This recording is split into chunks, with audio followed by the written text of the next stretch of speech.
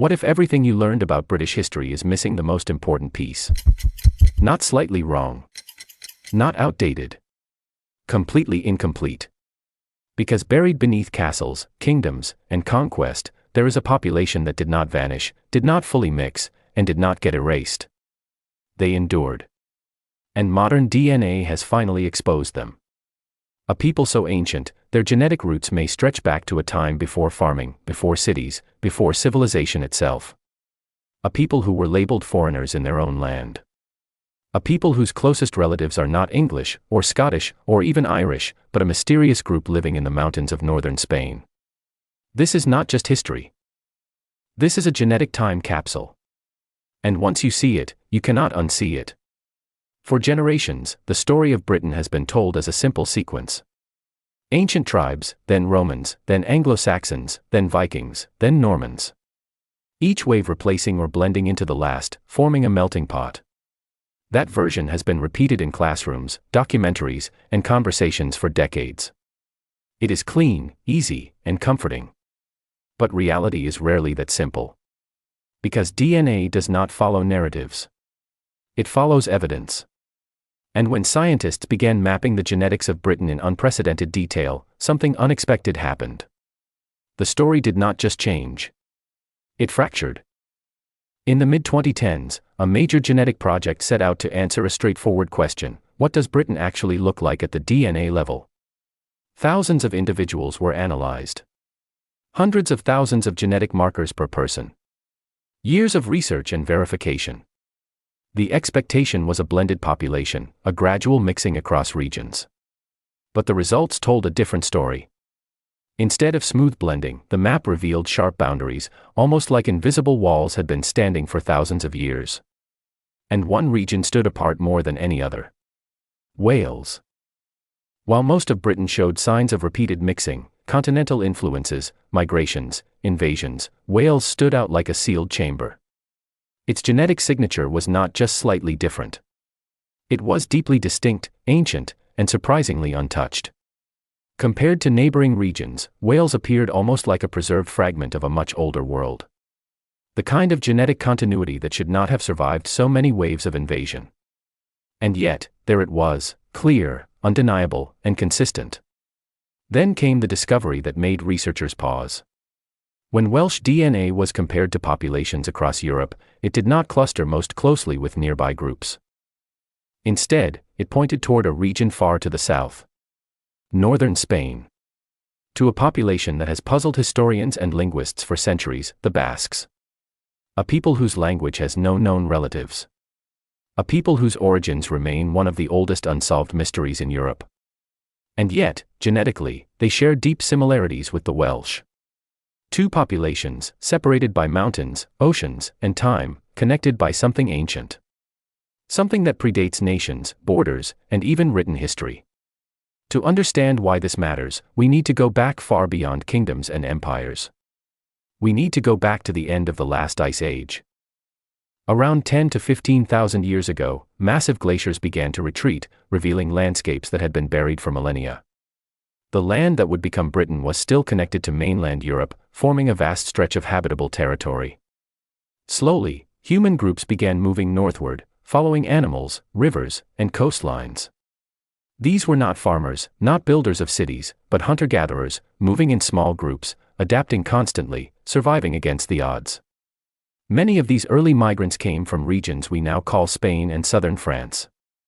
They followed the Atlantic edge of Europe, traveling along coastlines where food was more predictable and movement was easier. And some of them reached the western edges of this new land, settling in what we now call Wales. These were among the first people to inhabit post-Ice Age Britain. And unlike other regions, something remarkable happened here. They stayed. These early inhabitants did not look like the typical image of ancient Britons. Genetic reconstructions suggest darker skin tones, dark hair, and light eyes, a combination that challenges modern assumptions about early European populations. They lived close to the land, relying on hunting, fishing, and gathering. Their lives were shaped by seasons, by movement, and by survival. And when they found regions that offered stability, they held onto them tightly. Wales offered something rare, a combination of resources and protection.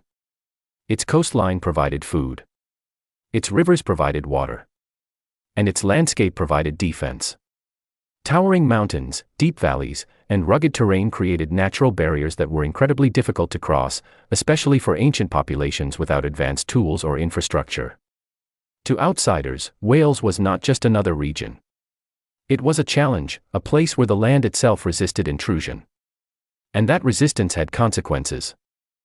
While other parts of Europe experienced constant movement and mixing, Wales remained relatively stable. Generations lived and died within the same geographic boundaries, passing down their genetic material with fewer interruptions. Over time, this created a kind of genetic continuity that is extremely rare in human populations. Then came the first major disruption. Around 6,000 years ago, farming spread into Europe, bringing a completely new way of life. Crops, livestock, permanent settlements, and growing populations. This was not just a cultural shift. It was a genetic one. Farmers moved into new territories and mixed with, or replaced, local hunter-gatherer populations. Across much of Europe, this led to dramatic changes in the genetic landscape. But in Wales, the impact was less extreme. The rugged terrain once again slowed the process. Farming communities did arrive, but their influence was diluted compared to other regions. The older genetic lines were not completely erased. They persisted. Then came another wave, associated with technological advancement, including metalwork and new cultural practices. This wave spread rapidly across Europe, bringing further genetic changes. In many regions, older populations were almost entirely replaced. Their genetic signatures faded into the background. But even then, Wales held onto a significant portion of its ancient ancestry. As centuries passed, empires began to rise, and Britain became a target for expansion. First came the Romans, bringing roads, architecture, and military power. They established control over much of Britain, but struggled to dominate the interior of Wales. They built forts along the edges, but never fully penetrated the heart of the region. Their influence was present, but limited. After the Romans came the Anglo-Saxons, whose arrival reshaped England dramatically. In some areas, their genetic influence was so strong that it effectively replaced much of the existing population. But once again, Wales resisted.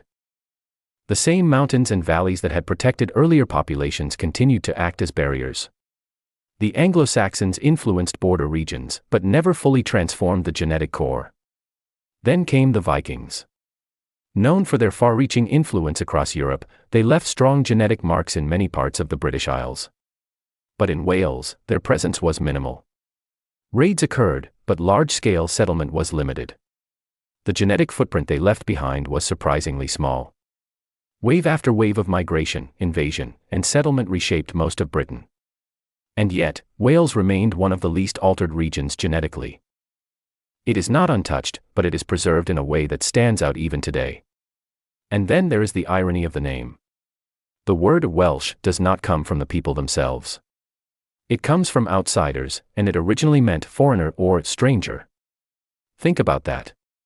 The people who had lived on the land for thousands of years were labeled as outsiders by those who had just arrived.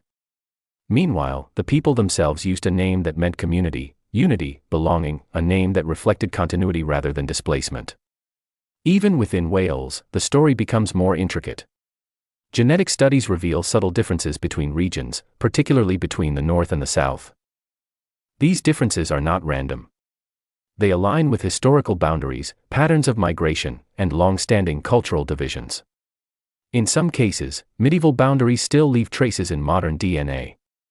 Decisions made hundreds of years ago are still written in the genetics of people alive today. That is how long genetic memory lasts. But the story does not end within the borders of Wales. Over centuries, people migrated, carrying their genetic heritage with them. Across oceans and continents, Welsh ancestry spread quietly, blending into new populations, but never fully disappearing. Today, millions of people around the world carry traces of this ancient lineage, often without realizing it. Names changed. Identities shifted. Languages evolved. But genetics does not forget. It preserves connections across time, linking individuals to populations that existed thousands of years ago.